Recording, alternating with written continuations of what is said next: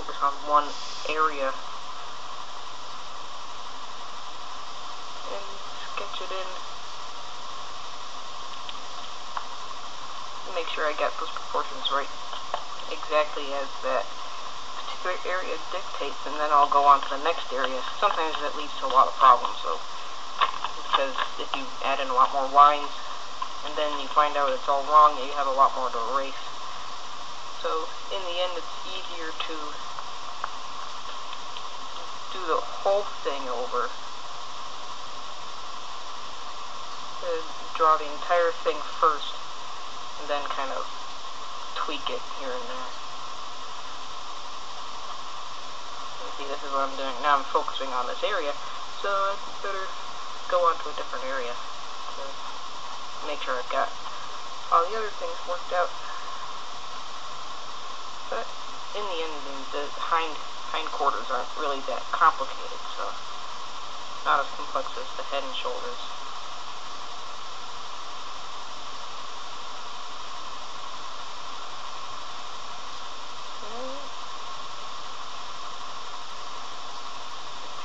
So he is a fat dog. It's all wrinkles and barrel chest.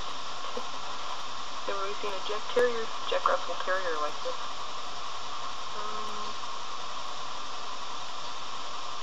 Yep, okay. Here's an issue. I stretched out his front half too much.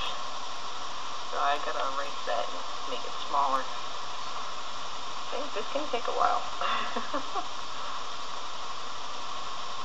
It's actually going faster than I had anticipated. You have to excuse me. Shadows and everything. So I need to put my hand down, my other hand down that's holding the camera, to hold down the paper while I'm erasing it.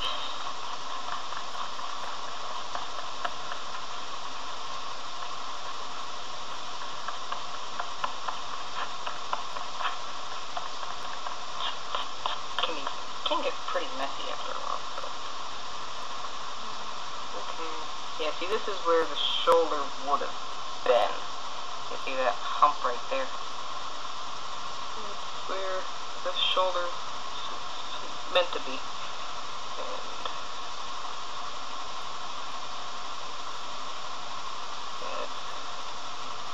that's the neck. Yeah, okay, it's much more proportional. Oops. Holding the camera is going a little loose in the rope. Okay, there's. Okay, this is where the collar is, right here. But you can't see the collar because it's covered by a huge wrinkle.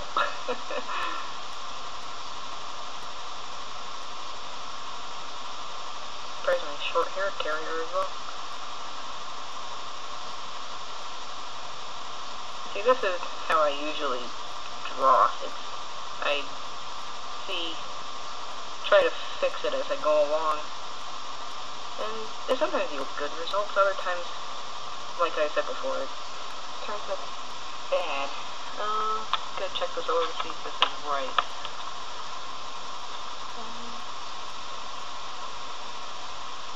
Again, let me ending up in the same place, and that's a warning sign. This is the thrilling world of drawing.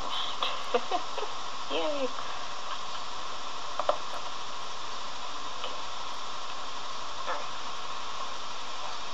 Alright, to help me, I'll put in the forelimb. And that'll help me place the head a little better. As well, keeping it in line with the back leg. Make sure he looks like he's actually on the ground and the way he looks like in the photo.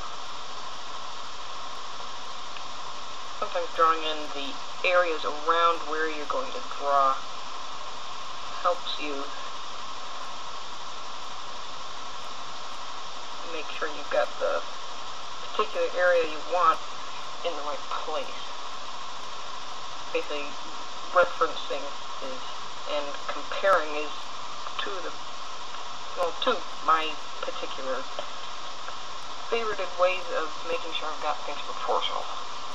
Is always comparing to the areas around it And if it looks off, then you just, sometimes it actually isn't. It's just you need a time away from the drawing to actually see what you actually drew and basically give your eye and brain a time to kind of reset. If you're on a drawing for too long, at too long a span of time, it can almost warp your perception of the drawing. And taking about maybe an hour or two away from it and then coming back to it, or even just a couple minutes, really, like that can reset you well enough to kind of look at it with a fresh light and see what you've done wrong, or if anything looks off. But after a while, you'll just be able to look at it, kind of reset your brain voluntarily, and it's kind of just a little difficult to talk and draw at the same time. But I'm practicing. And if something doesn't turn out right, you can always chalk it up to practice run and just start over again. Okay, yeah, that looks good. Well, the ears are looking better. And sometimes drawing in kind of just like guide shape before you put in the actual details can help a lot. You better kind of try to wrap this up before the camera decides it's over.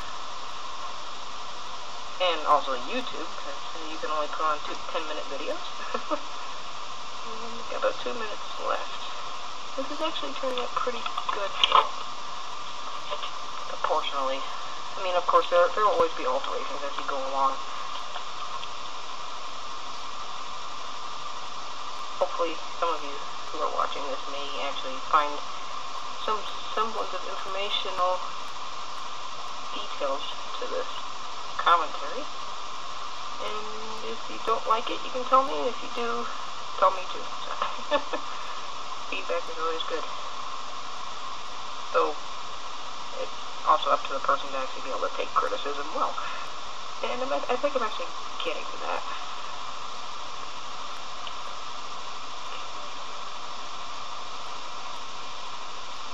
Yeah, a lot of sketching and of course, also with drawing it white in the beginning will help you, like when you actually solidify your lines, you'll be able to erase these a lot better, like I was sort of saying before.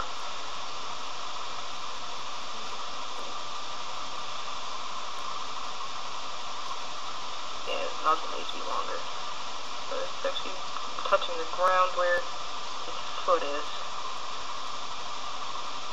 And I'm looking up at the photo while I'm drawing. So I'm not looking at the drawing all the time. I'm looking back at the photo for reference.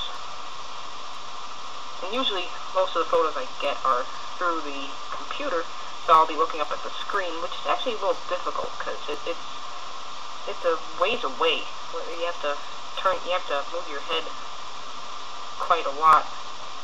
It almost throws you off in a way.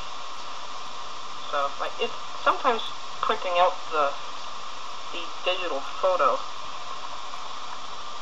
may help if you have a good printer and all the colors are correct, if you're actually doing color and it's actually clear enough for you to see. Sometimes the computer helps though too, because you can zoom in on it and make it blurry with closer zooming, but you might be able to see better details as well.